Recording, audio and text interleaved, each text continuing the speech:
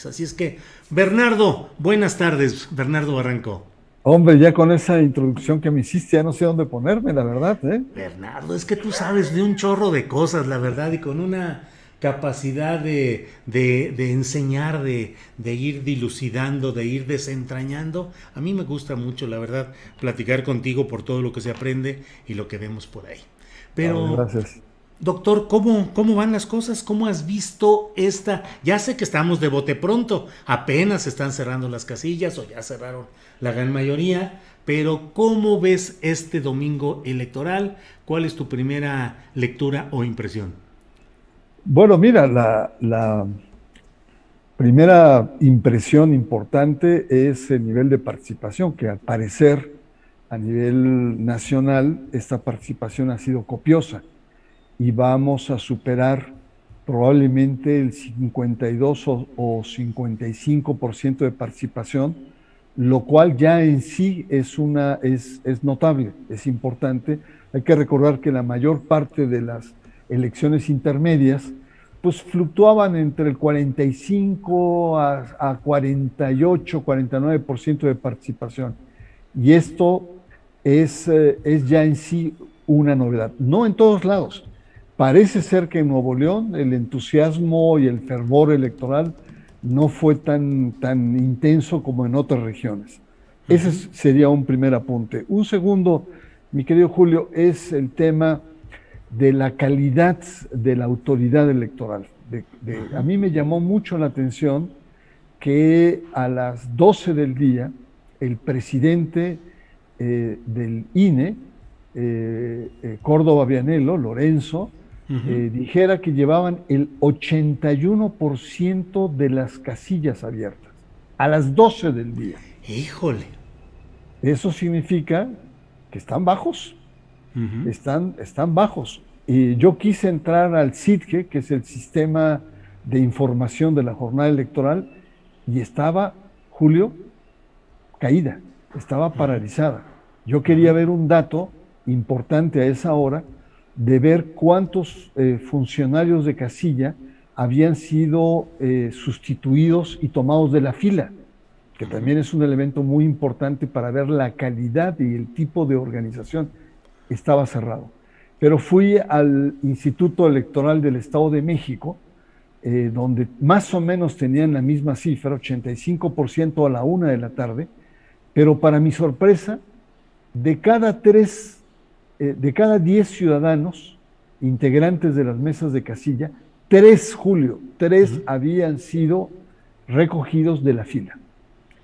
¿Qué significa esto? Significa fallas en la organización, fallas en la capacitación, personas que prometieron ir y finalmente no fueron y tuvieron que elegirlos de la fila, con todas las sospechas que esto acarrea. ¿Mm? ¿Por qué digo sospechas? Porque muchas veces los partidos lo que hacen es compran a los funcionarios de casilla y digan, no van, y colocan muy temprano una fila de sus propios correligionarios. Es un viejo método, pero de Sí. todas maneras creo que esto abona a que como primera hipótesis, mi querido Julio, mm, ya sea por la pandemia, ya sea por las dimensiones y el tamaño de la organización, ya sea por la complejidad, no han sido las mejores organizaciones o las elecciones mejor organizadas. 12 del día, 80%, y falla el SITGE, y en el Estado de México, que es el universo local más importante del país, 3 funcionarios de 10 fueron tomados de la fila. O sea, son cosas alarmantes. Si a esto sumas que ha habido problemas con el PREP, con el programa de resultados preliminares, Ujú. sobre todo el de Guerrero, que no funcionó, pero hay otros que han tenido problemas. El INE fue arrastrando ciertos PREPs en rojo. Uno de ellos es también el Estado de México. Entonces, habría que hacer después ya con calma un análisis más concienzudo y sobre todo analizar de qué casillas de qué distritos fueron las sustituciones. Este va a ser muy importante, porque si es en los distritos donde, por así decirlo, un partido predomina, significa que puede haber mano negra, como lo hubo en la elección del 17, en el cual pues el libro que coordiné, El infierno electoral, se denunció este hecho, ¿no? Es decir, en aquellas casillas o distritos donde Morena tenía relevancia, ahí es donde se dio el mayor nivel de sustitución. Y me acuerdo muy bien, Ciro Murayama decía, pero en un programa con Zuckerman, pero si ahí donde fueron más sustituidos, donde hubo más, ganó Morena. No sé por qué tanta, bueno, lo sustituyeron precisamente por eso, ¿no? Pero fue tal el nivel de votación que fue imposible el poder detectar. Yo concluyo en esta primera parte, mi querido Julio, que puede ser técnica para tu auditorio, porque es importante, hay que leer con lupa la calidad del tipo de organización que se ha dado, sobre todo porque hay que tener un juicio muy crítico por una posible reforma que se viene. A lo mejor el gigantismo, en fin, habría muchas lecciones que sacar, pero no precipitemos, veámosla con más calma, con más detalle, y veamos los números en frío, ya teniendo todo el panorama completo. Bien, además de todo esto que estás hablando, Bernardo, y que coincido absolutamente en la importancia de la calidad de la organización y la ejecución electoral, nosotros tuvimos días atrás a un supervisor electoral del Distrito 6 Federal de la Ciudad de México, quien nos mostró documentos y dio su testimonio muy mesurado, muy tranquilo, en el sentido de que en ciertos lugares se habían habilitado las mesas directivas de casilla con una displicencia absoluta, que es lo que se podía mostrar. Se podría suponer que era con mala intención, pero cuando menos con mucha irresponsabilidad. De tal manera que, siendo inelegibles porque habían sido miembros de un partido, porque eran mayores de 60 años y el COVID hace que no sean los más aptos o más adecuados para esta función según estas reglas. Entonces, pues él decía, se integraron las mesas directivas de tal manera que no van a ir los directivos ese día, están inhabilitados, no podrán estar, se falsificaron las firmas y en otros casos la capacitación electoral fue totalmente defectuosa. Hoy, en varias partes del país, los reportes van en ese sentido, de que se instalaron tarde las casillas, que no estuvo el personal directivo de la casilla y se habilitó a los primeros de la fila, y esto se maneja siempre, Bernardo, con una idea como muy épica. El pueblo formado en la fila es el que sustituye los errores procesales que, como en todo episodio humano, se suceden, pero como tú lo dices y lo has publicado y lo hemos señalado, pues ahí suelen estar mecanismos de fraude electoral, mecanismos tramposos muy conocidos. Es lo preocupante, Bernardo. Sí, ahora, yo creo que con la participación ciudadana esto puede neutralizarse, porque no hay trampa posible cuando la participación es copiosa, ¿no? Ni a nivel electrónico, como sería el caso del PREP, conteo rápido o incluso el cómputo final, sino la virtud de una votación copiosa significa que te marca claramente las tendencias, y esto es muy importante. Para mí la participación es muy novedosa. Yo recuerdo que conversé contigo y te decía que para mí era una elección muy atípica, muy atípica. Yo creo que estaban todos los componentes para que la participación no fuera tan intensa como al parecer se dio. Estaba el tema de el COVID, que ya en sí es un inhibidor, ¿no? Porque te colocan en una condición de riesgo. Dos, no había grandes propuestas, no había candidatos carismáticos, son candidatos improvisados con un bajísimo nivel de cultura política, gran parte de ellos. por lo tanto no había propuestas. 3, había un nivel de encono y de polarización muy grande, ¿no? Muy fuerte. Y 3, la violencia. Entonces, todos estos elementos, en el ABC de los que estamos metidos en la parte electoral, pues son elementos que inhiben la participación. Y para mis adentros, decía, lo único que falta es la lluvia, que llueva intensamente este día y ya se jorobó todo el proceso electoral. Pero no, felizmente me equivoqué y tengo que reconocerlo, me equivoqué gachísimo, porque realmente por las imágenes que hemos visto en la televisión, y esto es un elemento de garantía. Yo creo que, digamos, es un elemento que nos debe dar un nivel de positividad sobre el tipo de resultados. Tú puedes hacer trampa, lo puedes hacer cuando el nivel de participación es bajo. Pero ya cuando el nivel de participación es alto, difícilmente te alcanzan las mañas, tus recursos, tus trampas, ¿no? Tus cartas debajo de la mesa para poder revertir un proceso electoral. Entonces, creo que ese es para mí una muy buena señal. Bernardo Barranco, estoy hablando con el doctor Bernardo Barranco. Bernardo Barranco es especialista en asuntos de religión, pero como lo he dicho también experto en asuntos políticos y electorales. Bernardo, además de todo esto, en el Estado de México se dieron hoy expresiones violentas fuertes, particularmente en Metepec, pero no solo ahí. ¿Es usual que se den estos actos de tanta violencia en lugares del Estado de México o también hoy se incrementó la violencia política en esa entidad? Las elecciones intermedias suelen ser muy, muy apasionadas, muy violentas, hay mucho en juego.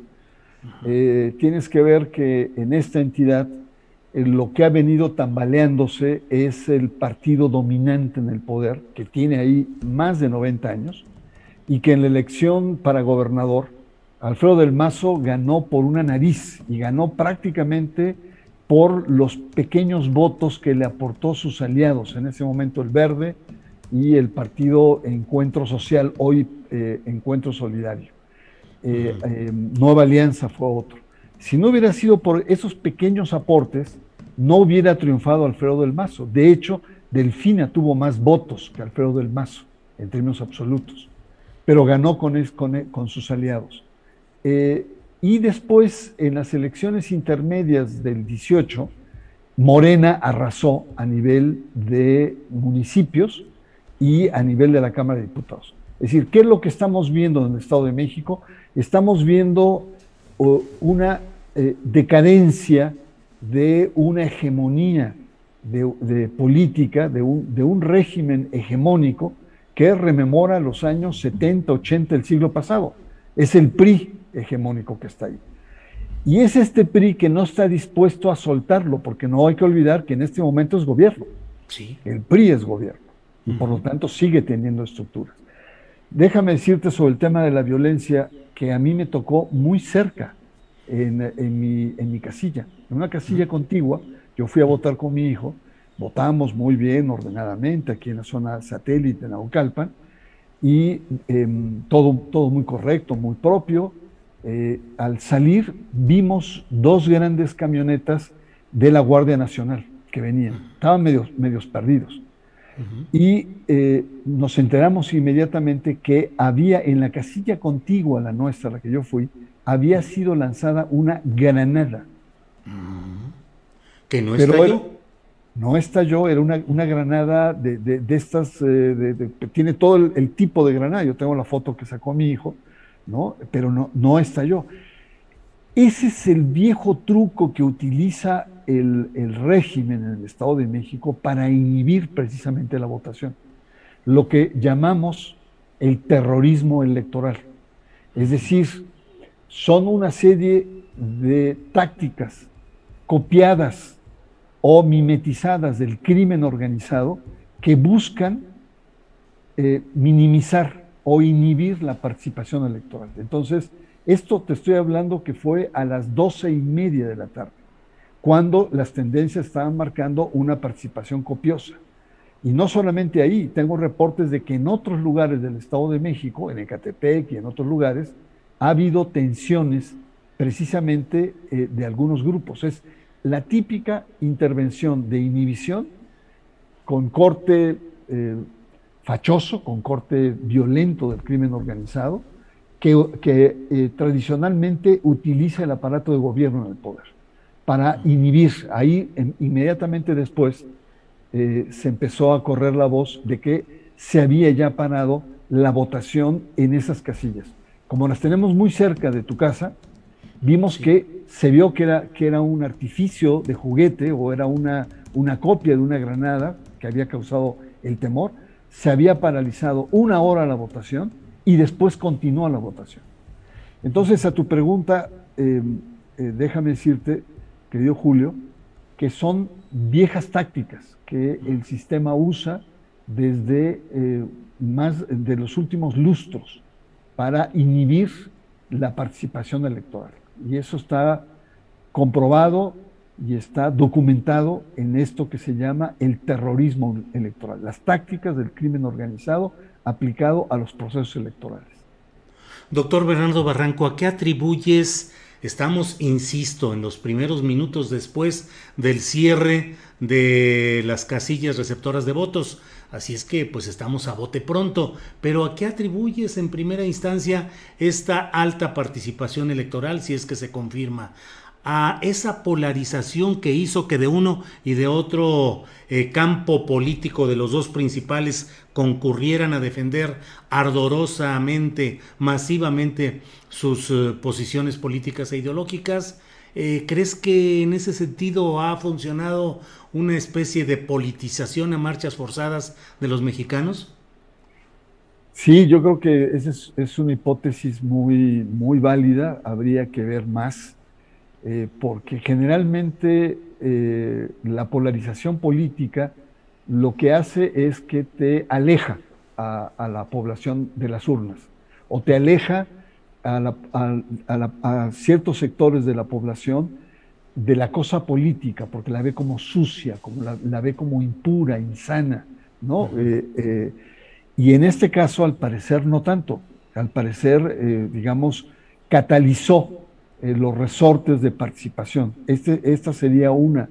Dos, y es que a lo mejor estamos minimizando el nivel o la capacidad de cultura política de la población, y en realidad la población haya salido para defender uno u otro proyecto, ¿no? En esta perspectiva que se polariza el debate y es sobre todo en términos de la propuesta de constructiva del presidente López Obrador de recomponer la sociedad a través de la destrucción del viejo régimen, o la otra parte de una oposición que dice que la campaña fundamentalmente es de impedir que López Obrador destruya o siga destruyendo al país, ¿no? Entonces, no hay propuestas, que era otro de los aspectos que a mí me llamaba la atención. No hay propuestas, pareciera ser que la propuesta de la oposición era frenar, ¿no?, la recomposición que estaba haciendo la Cuarta Transformación, pero en realidad no había una propuesta novedosa. De ahí que muchos autores han dicho que eran más bien propuestas que miraban hacia atrás, hacia el pasado y no hacia adelante. Pero yo creo que en ese sentido la popularidad, porque si algo podríamos decir que estas elecciones se caracterizan, es precisamente porque en el centro, el eje de la elección, paradójicamente es el presidente Andrés Manuel López Obrador, que cohesiona a los sectores de la Cuarta T, los aliados y a la propia Morena, pero también cohesiona a la oposición. De tal suerte que esta polarización lo que ha hecho es, no sé si haya una politización apresurada o improvisada o de súbito, pero sí una mayor conciencia de este posible referéndum que pueda significar esta elección 2021 al proyecto del presidente Andrés Manuel López Obrador, lo cual pues tiene elementos positivos porque le daría mayor fuerza o lo limitaría en cierto sentido, pero también lo que va a traer como consecuencia es que los partidos que salen de esta lógica polar, como serían los partidos de nuevo ingreso o los partidos pequeños, estén en riesgo de perder su registro, incluyendo partidos como el PRD, incluyendo partidos como el PT, incluyendo los nuevos partidos que buscan un nuevo registro. Y ante esta polarización que es como un imán que atrae los votos, entonces estas opciones políticas que no se incluyen en esta galvanización, por así decirlo, electoral, pueden salir dañados y perjudicados. Bernardo, pues te agradezco mucho, como siempre, la oportunidad de tener tus puntos de vista, tus opiniones, tu panorama general, con sapiencia, con profundidad, con datos, con información. Nos dejas con reflexiones muy interesantes, a mí particularmente lo relativo a la calidad de la organización electoral por cuanto a mesas directivas de casillas y el número de que de 10 funcionarios de casilla, 3 fueron tomados de las filas. Me parece que son elementos que nos van a permitir más adelante ir esclareciendo bien a bien muchas de las cosas que ahorita estamos viendo de manera global, sin poder entrar ya fundadamente a los detalles. Pero como siempre, muchas gracias Bernardo, a reserva de lo que quieras agregar. No, al contrario, Julio, un abrazo y espero que para tu salud y para tu espíritu este maratón que te espera sea fortificante. Has dado el banderazo de salida y ya estamos puestos. Gracias, Bernardo. Al contrario, un abrazo, querido Julio. Adiós. Hasta luego.